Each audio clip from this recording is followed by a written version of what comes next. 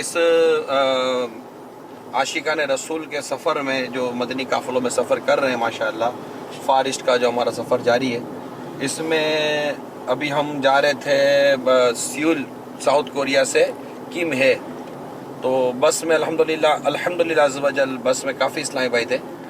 ہمارا ڈرائیور غیر مسلم تھا، تو ہمارے اسلامی بھائی نے اس کو نیکی کی دعوت دی، اسلام کی دعوت دی، الحمدللہ عز و جل وہ ڈرائیور مسلمان ہو گئے. سبحان اللہ.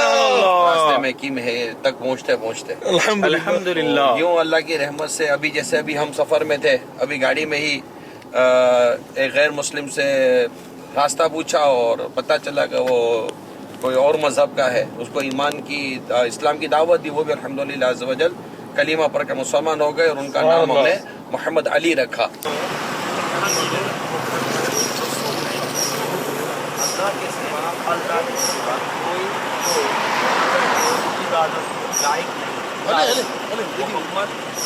صلی اللہ علیہ وسلم اللہ کے رسول ہیں.